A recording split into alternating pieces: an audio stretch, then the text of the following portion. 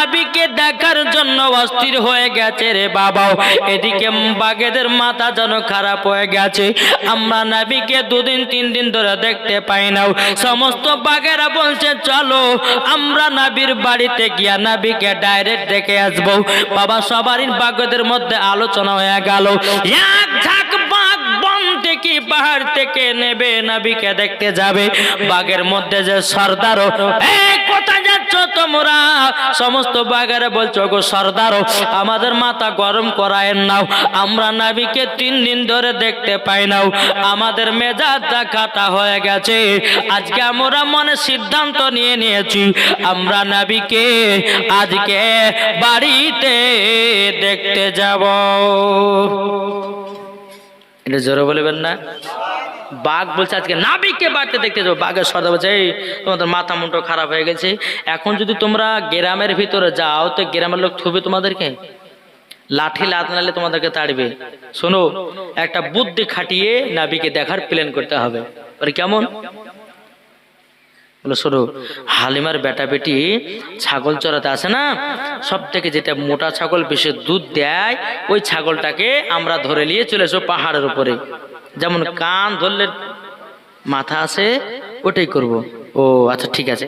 হালিমার বেটা বেটি ছাগল চড়াতে এসেছে, সব থেকে যে ছাগলটা মোটা দুধ তো বেশি দেয় বেটি বলতেছে ছাগলটাকে বাগে ধরে বলে মাগো আমরা দুধ ভাইকে নিয়ে যাব, দুধ ভাইকে একটা ছাওয়া গাছের তলা বসে রেখে আমরা 2 ভাই বোনে ছাগল চড়াবো। মা হালিমা বলছে না দেওয়া হবে না। কেন গো মা? বলে বেটা গো এটা হলো আমার দুধ বেটা, যদি কিছু হয়ে যায় আমি আমিনার সম্মুখে মুখ দেখাতে পারবো না। এদিকে মা হালিমার বেটা বেটি বলছে মা গো আমরা দুধ ভাই কাজকে নিয়ে যাব। দেখো পাড়ার ছেলেরা হালিমাকে ঝাঁকে ঝাঁকে তোর মোস্তফাকে দেনা মাগো সঙ্গে নিয়ে যায়, মাগো সঙ্গে নিয়ে যায়। আদব সহকারে নূর নবীজিকে ঘিরে, আদব সহকারে নূর নবীজিকে ঘিরে, নূরের দুলনাই দুলনা মাগো তোমার লালের নাই তুলনা। জোর করুন সুবহানাল্লাহ। মা হালিমা বলতেছে মানে বেটারা ঠিক আছে যাও আমার দুধ বেটাকে নিয়ে যাও, তবে আমার দুধ বেটার যেন চুল পরিমাণে ক্ষতি না হয়। হালিমার বেটা বেটি বলছে মা আমরা চুল পরিমাণে ক্ষতি হতে দেব না। আমার নবীকে নিয়ে বাবা 1 পা 2 পা করে চলতে লাগলেন। চলতে চলতে এবার নবীকে একটা বামলা গাছের নিচে বাবা যে নবীকে বসিয়ে রেখে 2 ভাই বোনে বাবা আপনার ছাগল চড়াতে গেছে। বেরাদর ইসলাম মুআজ্জাজ সামানিকরাও হালিমার বেটা বলছে বোন গো একবার দুধ ভাইকে দেখে আসো কেমন আছে কি করছে একটু দেখে আসো। হালিমার বেটি 1 পা 2 পা করে আমার নবীকে যখন বাবা দেখতে এসেছে, আমার নবী মুস্তাফার মাথার উপরে একটা সাপ জানো বাবা ফেনা তুলে আছে। বেরাদর ইসলাম মুআজ্জাজ সামানিকরাম হালিমার বেটি কান্না করতে করতে গিয়ে বলতেছে বলো গো আমার, ও গো আমার ভাই আমরা দুধ ভাইকে যে জায়গাতে রেখে এসেছিলাম আমার দুধ ভাইয়ের মাথার উপরে একটা বিশাল বড় সাপ জানো ফেনা তুলে দাঁড়িয়ে আছে, মনে হয় আমার দুধ ভাইকে মনে হয় ধ্বংস করে দিতে পারে।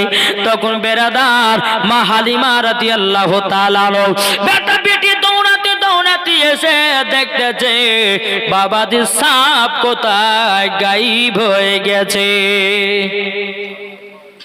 এই তুমি যে বললে যে আমার দুধ ভাইয়ের মাথার মোবারকের উপরে একটা সাপ ফেনা তুলে আছে, হ্যাঁ তো তুমি বললে তো কই সাপ কই? বলে ভাই দেখলাম।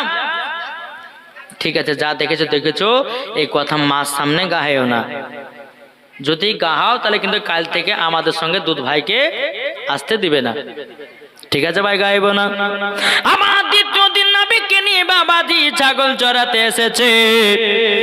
আমার নবীকে আর এক জায়গাতে বসে রেখেছে বাবা, যেমন বাবা বসে রেখেছে হালিমার বেটা বেড়ে ছাগল চড়াতে গেছে বাবা, এদিকে বনের বাগেরা আমার নবীকে বাবা গোল করে ঘরে আমার নবীজির পা মুবারকে জানো চুমা দিতেছে।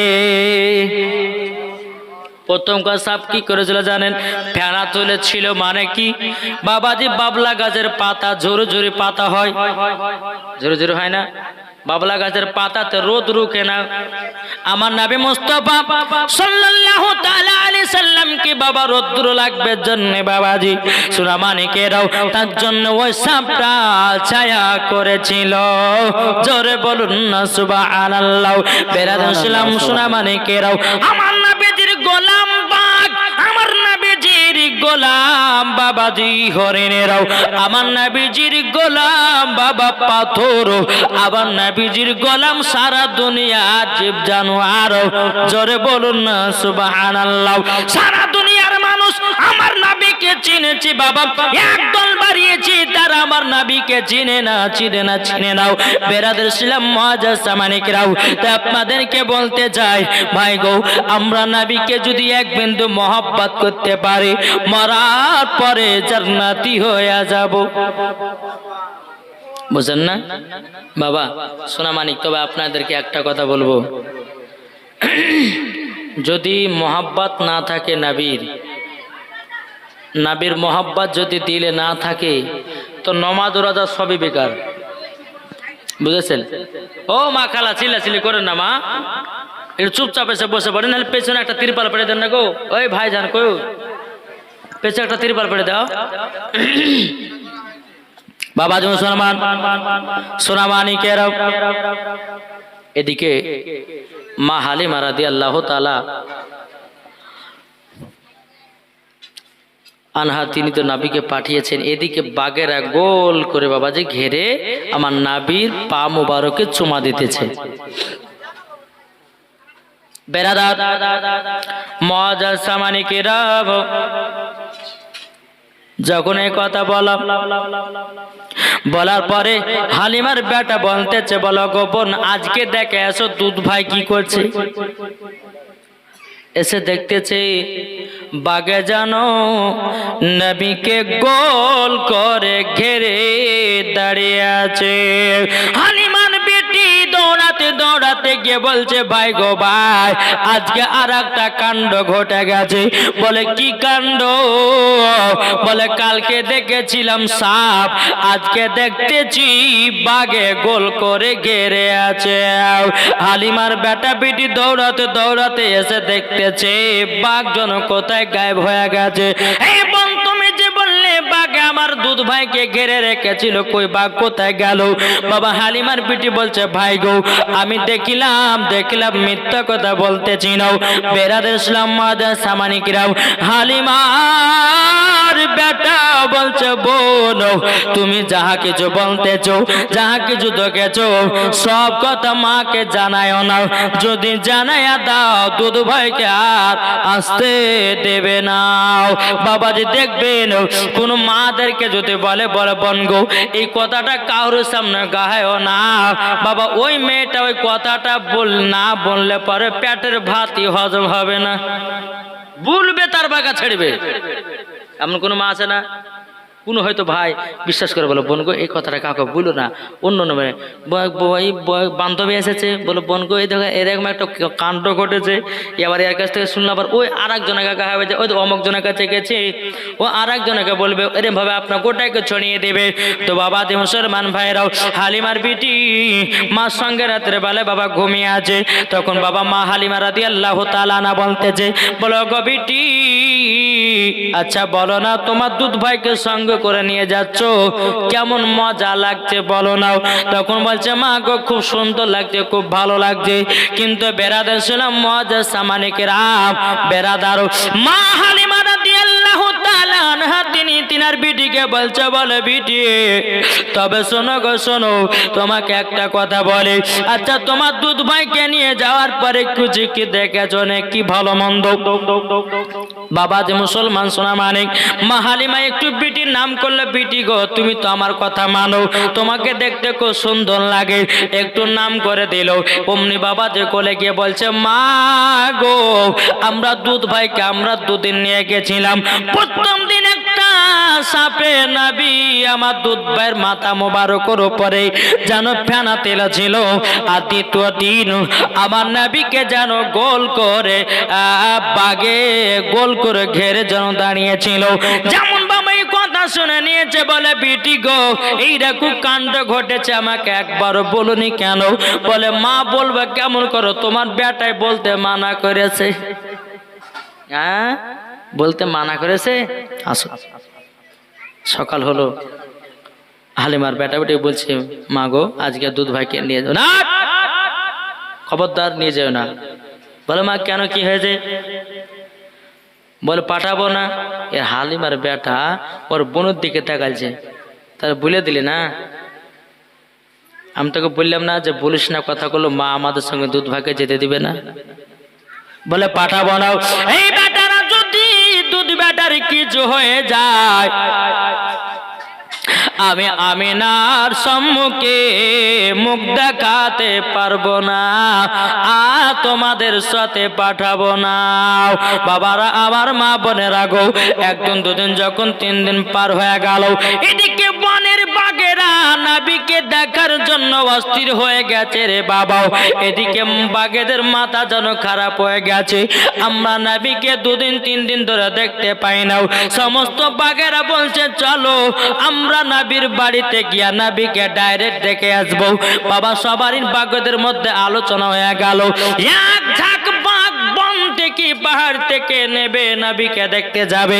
বাঘের মধ্যে যে সর্দারও, এই কোথায় যাচ্ছ তোমরা? সমস্ত বাঘেরা বলছো গো সর্দারও আমাদের মাথা গরম করায় নাও, আমরা নবীকে 3 দিন ধরে দেখতে পাই নাও, আমাদের মেজাজটা খাতা হয়ে গেছে। আজকে আমরা মনে সিদ্ধান্ত নিয়ে নিয়েছি, আমরা নবীকে আজকে বাড়িতে দেখতে যাব। এটা জোরে বলবেন না? বাঘ বলছে আজকে নবীকে বাড়িতে দেখতে যাবো। বাঘের সর্দার বলছে, এই তোমাদের মাথা মুন্ড খারাপ হয়ে গেছে, এখন যদি তোমরা গ্রামের ভিতরে যাও তো গ্রামের লোক থুবে তোমাদেরকে, লাঠি লাথনালে তোমাদেরকে তাড়বে। শোনো একটা বুদ্ধি খাটিয়ে নবীকে দেখার প্ল্যান করতে হবে। বলে কেমন? বলে শোনো, হালিমার বেটা বেটি ছাগল চড়াতে আসে না, সব থেকে যেটা মোটা ছাগল বেশি দুধ দেয়, ওই ছাগলটাকে আমরা ধরে নিয়ে চলে এসো পাহাড়ের উপরে, যেমন কান ধরলে মাথা আছে ওটাই করব। ও আচ্ছা ঠিক আছে। হালিমার বেটা বেটি ছাগল চড়াতে এসেছে, সব থেকে যে ছাগলটা মোটা দুধ বেশি দেয় ওই ছাগলটাকে বাঘে ধরে নিয়ে পাহাড়ে চলে গেছে। হালিমার বেটা বেটি বাবা কান্না করতে করতে কে বলছে, মা গো আমাদের যে ছাগলটা বেশি দুধ দেয়, যে ছাগলটা দুধ বিক্রি করে আমাদের সংসারটা চলে গো মা, ওই ছাগলটাকে বাঘে ধরে নিয়ে গেছে। মা হালিমা রাদিয়াল্লাহু তাআলা না তিনি কান্না করতে লেগেছে, বলে আল্লাহ গো, ওগো রব্বুল আলামিন, আজকে আমার সবথেকে দামি ছাগলটাকে ধরে নিয়ে চলে গেল। মা হালিমা রাদিয়াল্লাহু তাআলা তিনি বাবাজি চোখের পানি ফেলায়া কান্না করতেছে। আমার নবীজি বলছে, ওগো দুধ মা আপনি কিসের জন্য কান্না করতেছেন বলুন না? মা হালিমা বলছে, ওগো দুধ বেটা আমাদের সবথেকে যেটা মোটা ছাগল ছিল, দামি ছাগল ছিল, ওই ছাগলটাকে বাঘে ধরে নিয়ে চলে গেছে, বাঘে ধরে নিয়ে চলে গেছে। বলে তাই নাকি? বললাম ও মা কান্না করবেন না, কান্না করবেন না, আমি যাব ওই ছাগলটাকে আনতে। বেটা তোমাকে যেতে দিব না, তোমার যদি কিছু হয়ে যায় তোমার মা আমিনা সামনে মুখ দেখাতে পারবো না। আমার নবীজি বলছে, মা গো আমার চুল পরিমাণের ক্ষতি হবে না, চুল পরিমাণে ক্ষতি হবে না। ঠিক আছে বেটা চলো। নবীকে নিয়ে পাহাড়ের কাছে গেল। যাওয়ার পরে বলছে মা তুমি এই জায়গাতে বসো, আমি পাহাড়ে যাব আর আসবো। বেটা গো তোমাকে যেতে দিতে খুব ভয় লাগে বেটা, তোমার যদি কিছু হয়ে যায় আমি আমিনার সম্মুখে মুখ দেখাতে পারবো না। আমার নবী বলছে মা আমার কোনো ক্ষতি হবে না। আমার নবী মুস্তাফা এক পা দুপা করে পাহাড়ের উপর উঠলো, ওঠার পরে সমস্ত বাগের নবীকে সালাম দিতে লাগলো, লাব্বাইক ইয়া রাসূলুল্লাহ, লাব্বাইক ইয়া হাবিবাল্লাহ, আসসালাতু ওয়াসসালামু আলাইকা ইয়া রাসূলুল্লাহ, আসসালাতু ওয়াসসালামু আলাইকা ইয়া হাবিবাল্লাহ। গো নবীজি আমাদের বেয়াদবি মাফ করবেন গো নবী, আপনার দুধমায় ছাগলটা ধরে নিয়ে এসেছি এই কারণে আপনাকে এক নজর দেখার জন্য, সেজন্য এক নজর দেখার জন্য। আমার নবীজি বলছে ও তোমরা তাই করেছো, তা কাজ করো, ঠিক আছে আমাকে দেখেছো, আমার মাছ ছাগলটা দাও, আমার মাছ চোখের পানি এখনো বেরোতে হচ্ছে, তাড়াতাড়ি করে ছাগলটা দাও। বাবা যে মুসলমান ছাগলটা দেবে, কিন্তু বলছে ওগো নবীজি আপনার পা মোবারক আমরা চুমা দেব। যারা বলে পা মুবারক চুমা দাও, ঠিক আছে চুমা দাও। এক একটা বাঘ বাবা নবীজির পা মুবারক চুমা দেয়, চলে যায়, চুমা দেয়, চলে যায়। বেরাদ ইসলাম মুআদ্দাস সামানিকরাও অমনি বাঘটাকে বাবা নিয়ে আপনার চলে আসলো, আপনার ছাগলটাকে নিয়ে চলে আসলো। আসার পরে বেরাদার মা হালিমার কোলে দেওয়া হলো। মা হালিমার বিশ্বাস হয়ে গেল এই রহমতের নবীর কোনো মাটি ক্ষতি হবে না, হবে না, হবে না। বেরাদ ইসলাম মুআদ্দাস সামানিকরাও এই সুনামানিকেরাও ওগো আমার আব্বা যে মুসলমান বাইরাও বেরাদার, তারপর দিন আমার নবীকে আবার পাঠাতে লাগলো তিনার বেটা বেটিদের সঙ্গে। যখন বাবাজি পাঠায়া দিল, পাঠায়া দেওয়ার পরে বেরাদার তিনজন সাদা কাপড় পরে পরে বাবাও আমার নবীকে ধরে নিয়ে বাবা পাহাড়ের ওপর চলে গেল। বুকে একটা ছুরি ঢুকাইয়া দিল, কি যেন একটা গোস্তের টুকরা বাবা বের করে ফেলে দিল। বেরাদার ইসলাম মুআদ্দাস সামানিকরাম হালিমার বেটা বেটি বলতেছি দাঁড়া ওই বক্তা যখন আসবে তখন দিও, এখন ওয়াজটা জমে গেছে, এখন দিলে ওয়াজের জমাটা কমে যাবে, আর বক্তাটা আসবে খাইয়ে দিবে, তারপর বক্তা উঠে যাবে, নাকি বলছে বাবা দি মুসলমান এ সোনা মানিকের না চা খাবেন আপনারা? জি হ্যাঁ জানি, আমি জানি যে ভাইরা মন দিয়ে শুনছে, যখন ওই বক্তাটা আসবে তখন আপনার চা খেয়ে নেবেন, দিয়ে আবার ওয়াজ শুরু হবে, ঠিক কিনা বাবা দি মুসলমান? চলুন আমার নবীকে পাহাড়ের উপরে তিনজন সাদা কাপড় পরে ধরে নিয়ে চলে গেছে। বাবাও হালিমার বেটা বেটি কান্না করতে করতে কি বলছে মা গো আজকে বিশাল বড় কাণ্ড ঘটে গেছে। বলে কি কাণ্ড ঘটেছে? বলো গো মা জননী তিনজন সাদা কাপড় পরে পরে এসেছিল, আমার দুধ ভাইকে পাহাড়ের উপর ধরে নিয়ে চলে গেল, আর বুকে একজনা ছুরি ঢুকায়া কি জানো বের করে দিল। বাবা মা হালিমা রাদিয়াল্লাহু তাআলা আনহা তিনি বাবাজি কান্না করতে লেগেছে, বলে আল্লাহ ও রব্বুল আলামিন আপনার কাছে একটাই আবেদন করব গো আল্লাহ, ও গো আল্লাহ আজকে আমার দুধ বেটা যদি কিছু হয়ে যায় আমি আমিনার সম্মুখে মুখ দেখাতে পারবো না। মা হালিমা কান্না করতে করতে কে বলতেছে, বলো গো আল্লাহ আপনার কাছে একটাই আবেদন করব গো আমার দুধ বেটার যেন ক্ষতি না হয়ে যায়। কান্না করতে করতে এসে দেখতেছে আবার নবীজি বাবা যে জায়গাতে বসেছিল ওই জায়গাতে বাবা বসে আছে। ওগো বেটা তোমাকে নাকি তিনজনাতে ধরে নিয়ে পাহাড়ে গেছিল। আমার নবী বলছে হ্যাঁ গো মা ধরে নিয়ে গেছিল। তারপরে বেটা কি করেছে বলো না? ওগো মা আমার বুকে একটা ছুরি ঢুকায় কি যেন একটা বের করে দিল। বেরাদার আমার মা হালিমা রাদিয়াল্লাহু তাআলা আনহা বলতে যখন আমার বেটাও কোন জায়গাটা ছুরি ঢুকেছে একটু দেখাও। আমার নবীজি আমার জামা কাপড়টা যখন উদাম করে দিয়েছে বাবাও আল্লাহর কি কুদরত, যে জায়গায় ছুরি ঢুকিয়েছিল বাবা চুল পরিমাণের দাগ না। আল্লাহু আকবার, নারে রিসালাত ইয়া রাসূলুল্লাহ মাসলাক ওয়ালা হযরত জিন্দাবাদ। এই লোকটা ছিল কোথায় এতদিন গো? হ্যাঁ দুদিন ধরে থাকলে দশটা জমে দেখো যে কিছু কিছু মানুষ আছে মাসলাকে আলা হাজরাতের নারা দিয়ে দেয় না, এরা হচ্ছে বাবাজি মাসলাকে আলা হাজরাতের দুশ্মন, বুঝেছেন না? হ্যাঁ আর আমরা হচ্ছে মাসলাকে আলা হাজরাতের পাগল দিবানা। আরে বোকা তুমি কি বুঝবা মাসলাকে আলা হাজরাতের? আরে মাসলাকে আলা হাজরাতকে যেমন মহব্বত করবে চার ইমামকে মহব্বত করা হবে। নাকি বলছেন? বাবা যে সোনামানিক আসুন, বেরাদার গিয়ে জামাটা দেখছে খুলে, বেটা তোমার শরীরে দাগ ছিল কই? বলে মা কি জানি। এখনকার আমার মা বোনেরা যে অ্যাপেন্ডিক্সের অপারেশন করে, হ্যাঁ অ্যাপেন্ডিক্সের অপারেশন করে, তারপরে বাবাজি সোনামানিকেরা তো ওই অ্যাপেন্ডিক্সের অপারেশন হোক আরও কোনো জিনিসের কাটাকুটি হোক না কেন, দেখবেন 1 বছর পর দেখবেন তো কাটার দাগে থাকবে কি থাকবে না। কিন্তু আমার নাবিজির বুকের ভিতর বাবা ছুরি ঢুকে কি যেন বের করেছে, চুল পরিমাণের দাগ নাই। জোরে বলে। হাদিস শরীফের মধ্যে বলতেছি ওইটা কি? বলে একটা হলো ওটা সিনা, যাকে বলা হয় সিনা চাক। আমার নবীজির 1 বার না 2 বার না 3 বার না 4 বার সিনা চাক হয়েছে। কতবার? 4 বার। তার কখন কখন শুনতে হবে না? হবে না? কে কে শুনবেন একটা হাত তোলেন, শুনবেন তো? নবীজির 4 বার সিনা চাক হয়েছিল। একবার ছোট কালে, দ্বিতীয় নাম্বার আবার নবীজি যৌবন কালে, 3 নাম্বার আবার নবীজির প্রতি যখন কোরআন নাজিল হয়েছে বাবা, তখনই একবার সিনা চাক হয়েছিল। তাহলে কবার হলো? 3 বার। বাবাজি আমার নবী মুস্তাফা যখন খোদার সঙ্গে দিদার করতে গেছিলেন, তখনও একবার সিনা চাক হয়েছিল। মোট বাবা 4 বার সিনা চাক হয়েছে। জোরে বলুন না সুবহানাল্লাহ।